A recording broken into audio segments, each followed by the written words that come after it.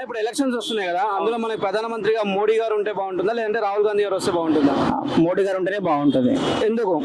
ఎందుకంటే 2004 నుంచి 2014 వరకు యూపీఏ గవర్నమెంట్ ఉంది సెంట్రల్లో. కానీ అప్పటితో పోలిస్తే 2014 నుంచి 2019 వరకు ప్లస్ ఇప్పుడు 24 వరకు ఎన్డీఏ గవర్నమెంట్ ఉంది. అప్పటి నుంచి ఇప్పుడు మనం చూసినాం అనుకోండి, గ్రాఫ్ అనేది ఎటు నుంచి చూసినా కానీ మోడీకే ఫేవర్గా ఉంది. ఎందుకంటే అప్పుడున్న డెవలప్మెంట్ వేరు, ఇప్పుడున్న డెవలప్మెంట్, అప్పుడున్న ఫ్రీ పథకాలు వేరు, ఇప్పుడున్న ఫ్రీ పథకాలు వేరు. ప్రజల్లోకి అవేర్నెస్ అనేది పెరుగుతుంది అనమాట. సో ఖచ్చితంగా మోడీ గారు ఉంటేనే మనకు బెనిఫిట్ అనేసి. నాట్ ఓన్లీ దిస్, ఇంతకుముందు ఇందిరాగాంధీ గారు ప్రధానమంత్రిగా ఉన్నప్పుడు అప్పుడు మన బార్డర్లోకి ఎంచి మన సైనికులు అక్కడ పాకిస్తాన్ బార్డర్లోకి వెళ్ళారు అనుకోండి, చాలా మందికి వెనక్కి రాలేదు. అప్పుడు గవర్నమెంట్ కూడా సైలెంట్గా ఉంది, అప్పుడు అంత అలచలేం చేయలేదు.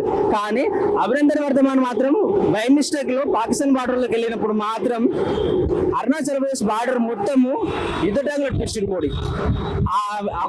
అదొక్క విషయానికి భయపడి పాకిస్తాన్ ప్రధానమంత్రి ఇమ్రాన్ ఖాన్ గారు వితిన్ 48 hours అతను ఇటు పంపించేసారు, ఎక్కడికి? ఇండియాకి పంపించేసారు. సో దీన్ని బట్టి మనం అర్థం చేసుకోవచ్చు, సేఫ్టీ అనేది ఎక్కడుందో పబ్లిక్ కూడా బాగా తెలుసు, కాకపోతే బయటకి చెప్పుకోలేరు అంతే, ఎవరి ఇష్టం వాళ్ళది. Thank you.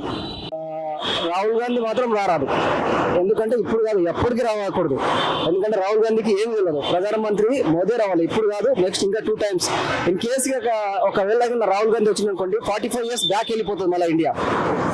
ఇప్పుడున్న సిచ్యువేషన్ లో మోదీ రావాలి, మోదీ కాకపోతే అమిత్ షా రావాలి, అమిత్ షా కాకపోతే ఇంకో మన యోగినాథ్.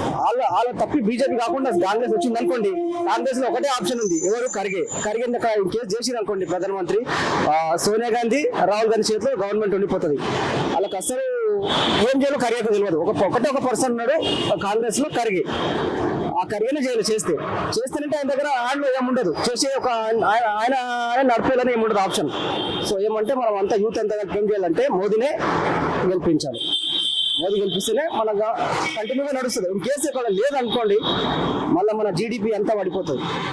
మోడీ ఎందుకు? లైక్ చాలా డెవలప్ చేశారు కదా ఇండియాని, సో వస్తే బాగుంటుంది. లైక్ అన్ని ఏరియాస్ లో కూడా ఆయన బాగా డెవలప్ చేస్తే వెళ్ళారు. సో ఇంకా ఇండియా గ్రోత్ బాగా అయింది అప్పటి నుంచి. राहुल गांधी हमारे को अच्छा दिखते। राहुल गांधी कई बोलते आजकल के माहौल के हिसाब से हमको जरा अच्छा दिख रहा। अब तक प्रधानमंत्री मोदी है ना, अपना कौन, हमको जरूरत नहीं उनका, नहीं है। कई को हो रहा मुसीबत, बहुत मुसीबत हो रहा उनसे। पूरा अच्छा काम कर रहे हैं ना मोदी भी, कर रहे, हर चीज को लूट रहे, हर चीज में लूटना है। किसमें सेफ्टी है बताओ?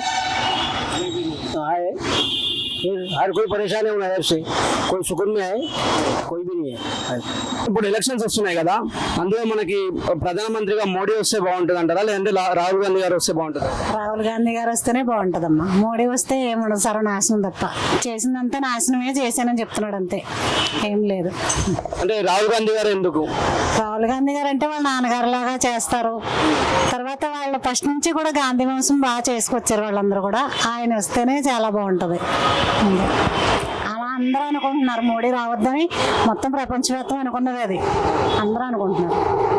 ఇప్పుడు నెక్స్ట్ వచ్చే ఎలక్షన్ లో ప్రధానమంత్రి ఎవరు వస్తే బాగుంటుంది? మోడీ వస్తే బాగుంటుంది, రాహుల్ గాంధీ వస్తే బాగుంటుంది? రాహుల్ గాంధీ రావాలన్న, ఆయన వస్తే బాగుంటుంది. చూడు, రాహుల్ గాంధీ రావాలంటున్నారు, ఎందుకు?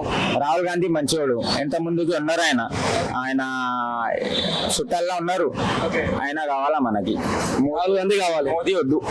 మోడీ వద్దు. మొత్తం సత్యనా చేసినారు మోదీ.